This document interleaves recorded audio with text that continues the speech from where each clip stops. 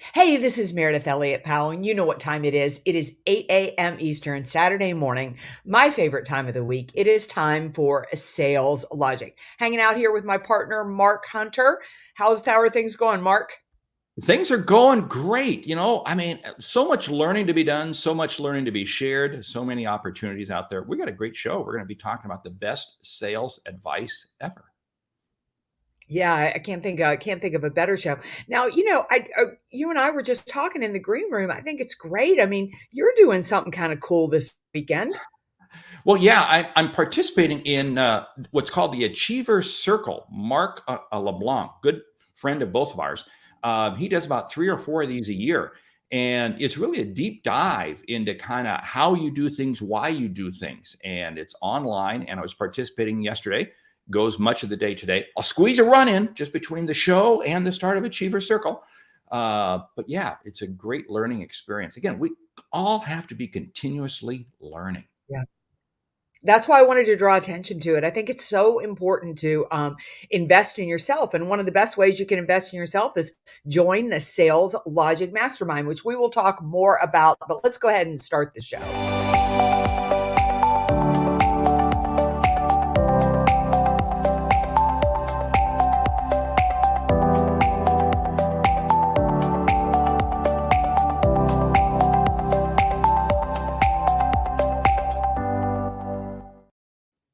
Once again, Meredith Elliott Powell, welcome back to Sales Logic, the show where we dive into the strategies, discuss the steps, everything that you need to know to sell more effectively. Mark, we got some of our friends popping in here this morning. Yeah. Now, before Mark tells you what we've got on tap for today, I always like to tell you how the show works. We start off with a question from you, the audience, because we want you to be a part of Sales Logic. And sorry about my bed there in the background, but I am in a hotel room in Florida this weekend. And we have a hot topic. We discuss a book that we recommend you check out. And because we want you to leave with return on investment, we have a lightning round. So, Mark, what is on tap for today? Well, the topic is a topic that's come up before. We love talking about, and that is the best sales advice ever. And if you think about it, this is everybody needs to know what's the best sales advice. The question today comes from Gina in Toronto. She says, "Love your podcast." Thank you, Gina. I listen every week. Just curious, what do you think has been some of the best sales advice you have ever been given or would give? Okay, I did what I do. I put the question into Sales Logic Brain, which is open to everybody in the Sales Logic Mastermind. And you know what? I think the Sales Logic Brain does a pretty good job. We're not needed anymore. We can check out because We can go away. we can go away because here's what the Sales Logic Brain came back. Hello, Gina. Thank you for your kind words about the podcast. In the context provided, Mark and Meredith share some of the best sales advice they've ever received or would give. Here's a couple quick points. Only take sales advice from people who are more successful than you are. As you enter into the sales space, many people will be telling you what to do, but if they haven't landed a big deal or blown out their sales goals, their advice may not be valuable. Another point, surround yourself with people who are better than you. When you're beginning, everyone is better than you. Seek out the best and learn from the best. Another point, sales is a lifestyle, not something you do when you need to hit a goal. Consistency is really important. Another point, be productive, not just busy. Ask the senior level salespeople guiding you what has consistently made them successful and listen to their responses. And last point brings out, use the best tools you have, which is right between your two ears. While there are many sales tools available, your own knowledge and intuition are invaluable. Hey, that was great response from the Sales Logic Brain, which you get access to if you're part of the Sales Logic Mastermind. Yeah, great. Natalie's chiming in here and say, learning every day. Love the daily messages. Meredith Elliott Powell and Mark Hunter from the Sales Logic Mastermind. And Brian, so interesting that you would bring up Bob Berg because I just, he asked me to write something for his new book and we're going to feature him next week, but endless referrals. People will do business with and refer business to those people they know, like, and trust. So I'm going to share one from our good friend, Jack Hubbard, who has joined us this morning, because Jack gave me some of the best sales advice I have ever gotten. A million years ago, Jackie said that, when he was on his way to work in the morning, 7 o'clock, 7:30 in the morning, he would make a couple of phone calls on his way into the office to always use that drive time to reach out and touch base. And what I learned from that is a couple of things. Number one is to use um, micro time to make sales calls. That if I blocked 5 or 6 hours on my schedule, there was always going to be a reason I couldn't do 5 or 6 hours. But if I could find pockets all day long to do that.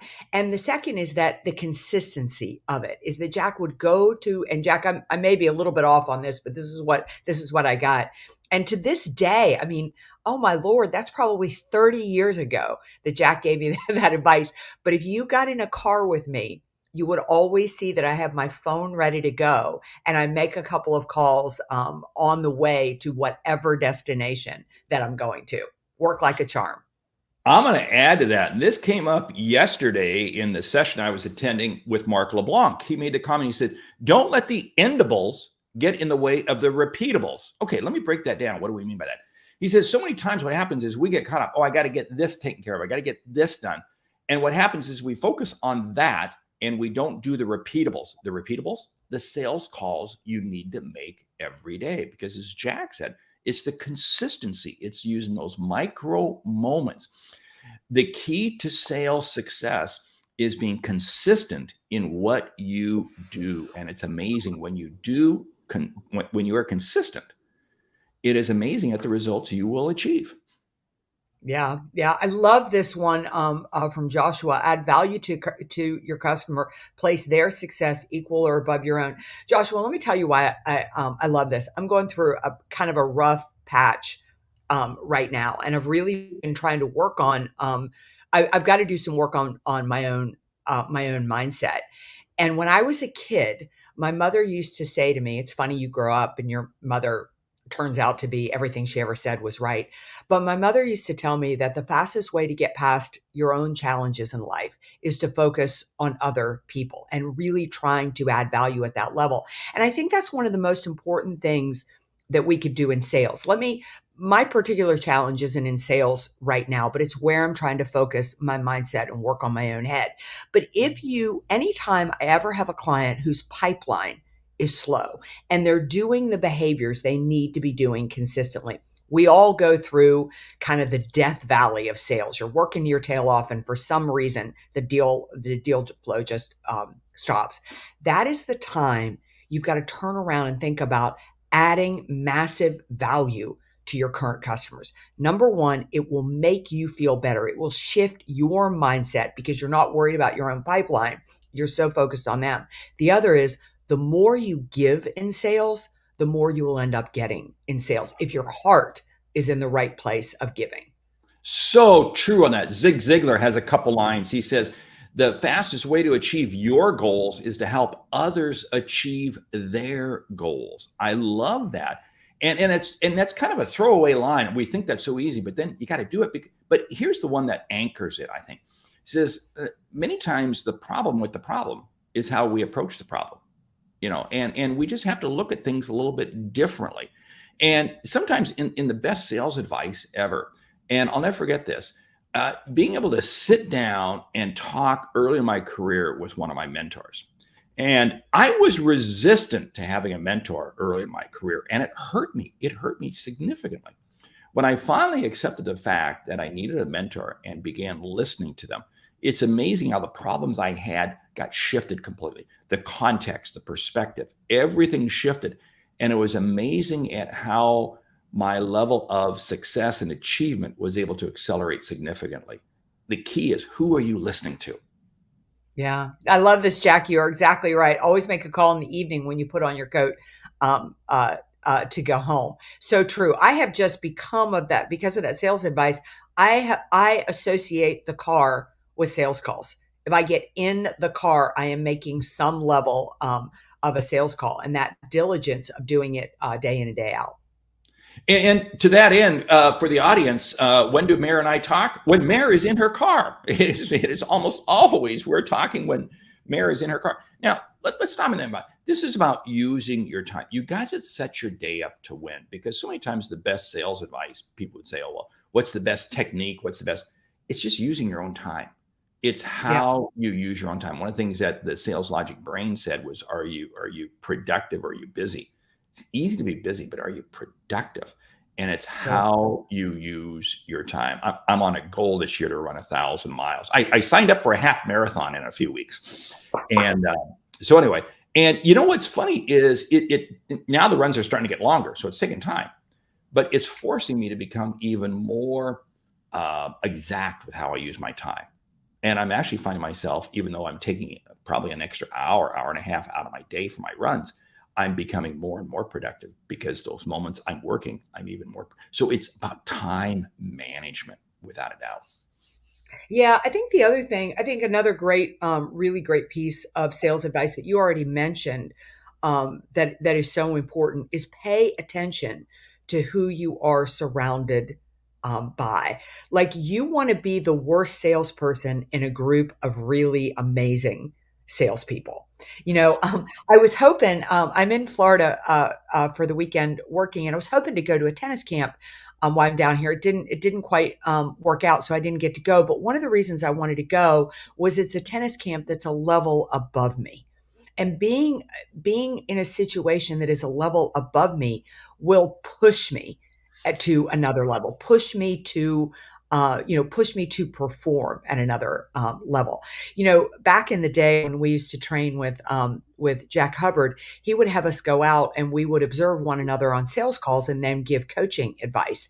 And you go out on a sales call and you think you do a really great job, and you do, but then somebody gives you their input from their perspective in a live situation. And it is so helpful. I mean, I think to understand, you never ever master this profession, and you're always constantly getting better. And if you get around people that are better than you will up your game. Yeah, if you walk into the room and you're the smartest person in the room, you're in the wrong room. I Wrong want to room. take what you just said in terms of getting other people to look at your sales calls. It is so critical to have that peer to be able to come alongside, be able to coach you and advise you and so forth. Because here's what's very interesting.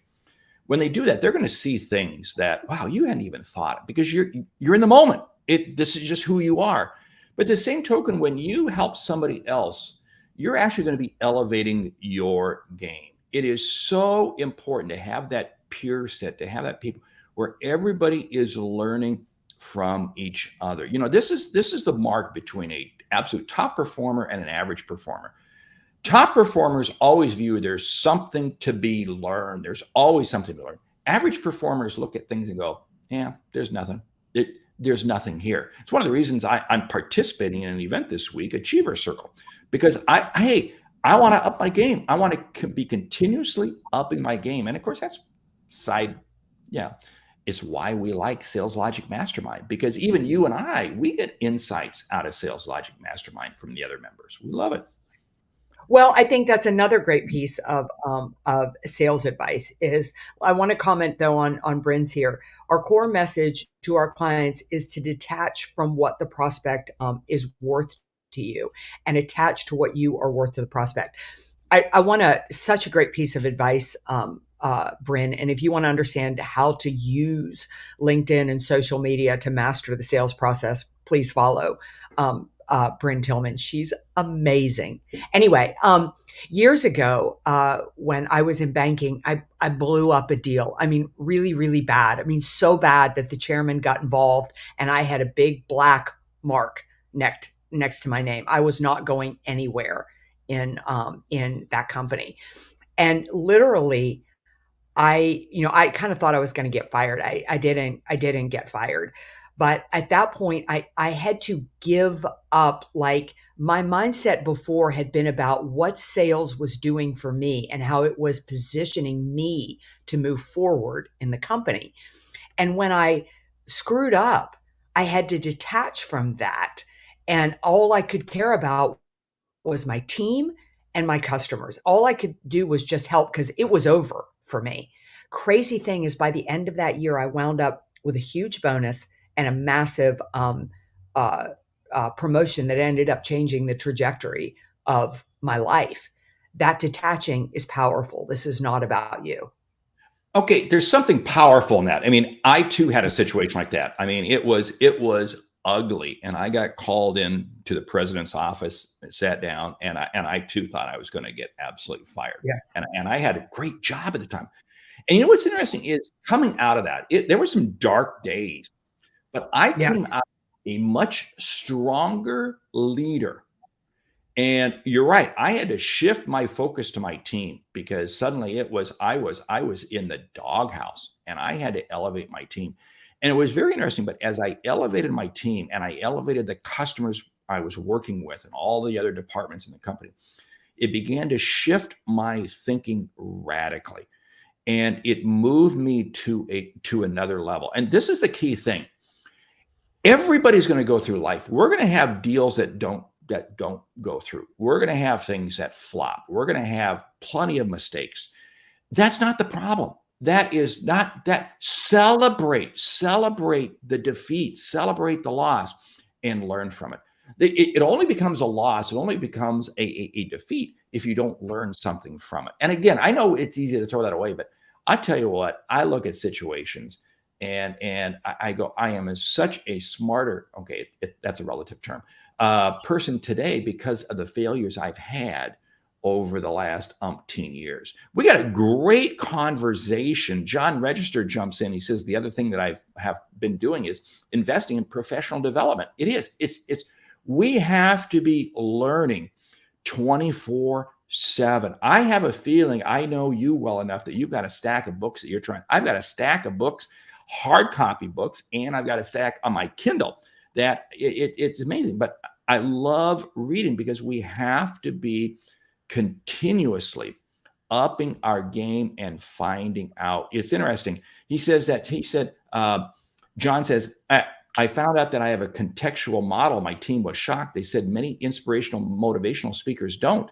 They point out this is my competitive advantage. You know what's interesting, John? It's because you're living in the moment. When we live in the moment of our success, we don't realize how successful we are.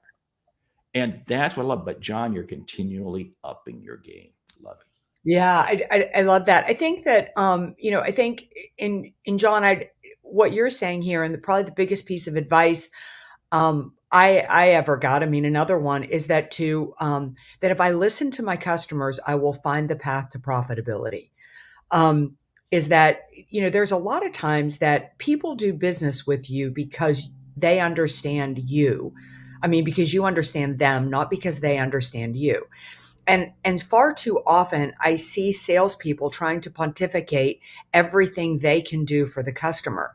And to me, if you want to succeed in sales, it is about listening to where the pain points are for the customers and then adjusting your message to do that. I'll give you a quick example. A long time ago, I was up for a consulting job. It was early in my career when I did far more consulting than speaking. And I walked into a friend of mine had recommended me to do some sales training for a CEO of a large accounting firm. And I knew it was me and four other people. And I was the least experienced. I had no team behind me or anything. And when I went in there, this CEO was obsessed with LinkedIn. His team wasn't on LinkedIn. He had just been to a conference, probably heard Bryn Tillman talking about LinkedIn. And he was really worried about how he was going to deal with compliance and LinkedIn, but he knew his team needed to be on LinkedIn. Now, at that point, I was barely on LinkedIn myself. I didn't know how to do it. And to this day, I do not train LinkedIn.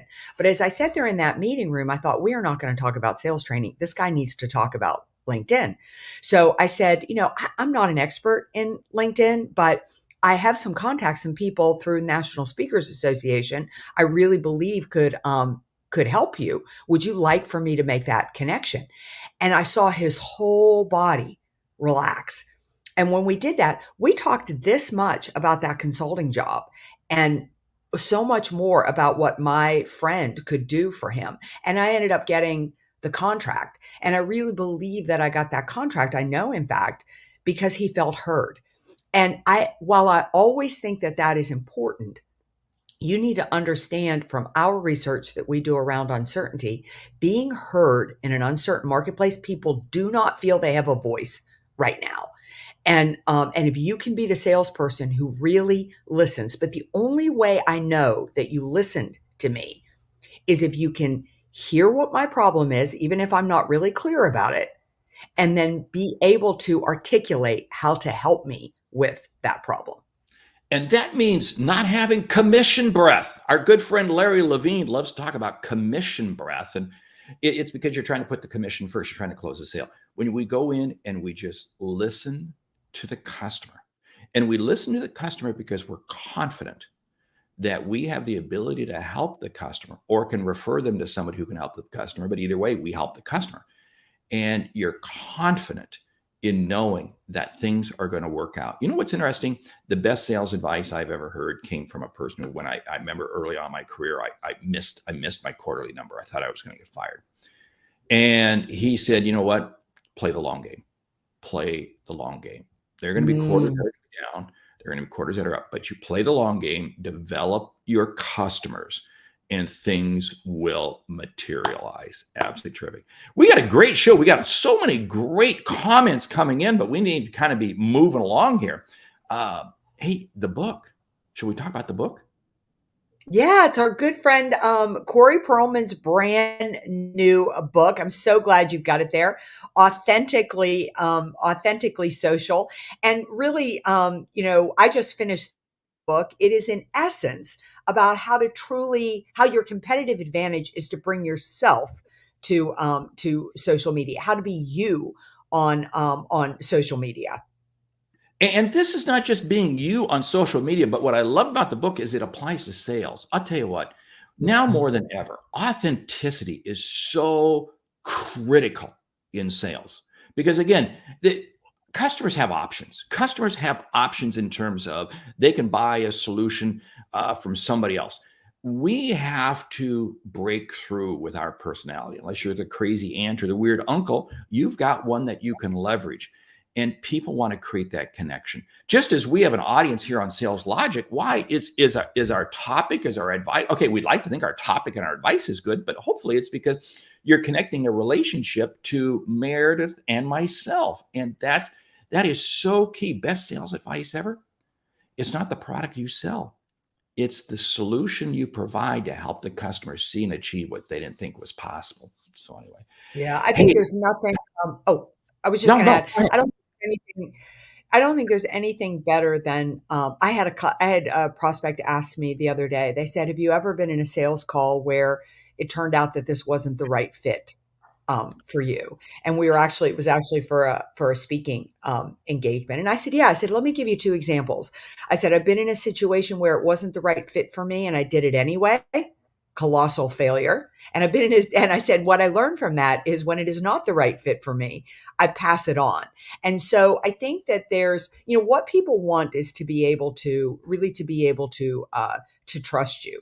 And if you focus on them and trust the journey and believe that if I really go through life, through my sales process, genuinely wanting to help other people, I will genuinely be successful. yeah, and you know what? That's because you have the attitude that be comfortable in walking away. Be Yeah. comfortable in walking away because there's other opportunities, there's other things out there, and you're going to put somebody else in there. I love the comments we're getting from many of our members in the Sales Logic Mastermind.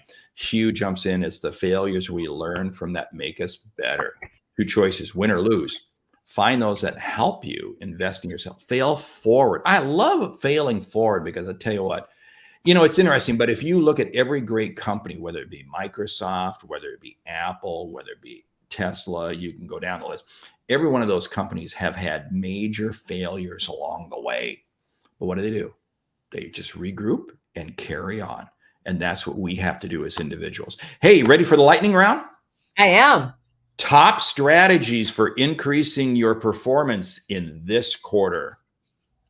Increasing your performance in this quarter, analyze your behaviors. Make sure, as Joshua said, you've got those list of activities that you're doing and that you're tracking. And be consistent in them. Set up metrics that you're measuring your consistent activities every day. Number 3, analyze and reanalyze your avatar. I want you to go back to the top 10 customers you closed last year and really analyze and learn as much as you can about that avatar. Look at the questions you're asking. How and what do you need to tweak or change? Because it's not the information you share, it's the questions you ask. For any initial call, make sure that you have a question aligned to every characteristic of your avatar. What I mean by that is sell from a place of power, not from a place of need. So I'm interviewing Mark to see if he fits my avatar. If he does, I'm going to set up a second call. If he doesn't, I'm going to move on in my prospect list. Do the homework before you go. If you're dealing with a customer in an industry you're not familiar with, do the homework on the industry, get knowledgeable. However, never allow your lack of knowledge to stop you from making a call. Make the call. Yeah. Number 7, use social media. Bryn Tillman always gives us great advice to go out there and see who my prospect is connected to and look for some type of link and maybe an introduction to shorten the sales cycle. Use subject matter experts. Who are the subject matter experts? You may be a solopreneur, but you know what? There's subject matter experts, people you know who may know more information than you. Tap them, tap into them in your own company. Use SMEs. Leverage resources around you to help develop those connections. Yeah. Number 9, I'm doing this to drive production this quarter for myself. I went back and I pulled every single prospect that didn't close in last year and really aligning to see where my best efforts are to try to close something this year. Well, you stole what I was going to share because I was going to share, go back and look at all your customers. You said prospects that didn't buy. That's great. But go back because, again, you took the time to develop all those relationships. Guess what? The chances are you're going to be able to help them and in turn help you make your number for the first quarter. What a great audience we've had this morning. It's absolutely fantastic. Hey, we want to say thank you for listening to Sales Logic this week. If you like what you hear, subscribe, rate, and review the show on your favorite podcast app. We need reviews. Please post a review, would you? And make sure that you tell a friend about our show because it's how we grow when we help you grow. I'm Mark Hunter. And I'm Meridith Elliott Powell. Remember, when you sell with confidence and integrity, all of this uncertainty suddenly becomes your competitive advantage. And the sale becomes logical. All right. So join us right back here next week. If you're looking for an accountability partner, like Natalie says, think about joining us in the Sales Logic Mastermind. As always, we are so grateful for you, our listeners. If you have a question, send it out to saleslogicpodcast.com. Reach out to Mark or me. Either way, we'll see you right back here next week for another episode of Sales Logic.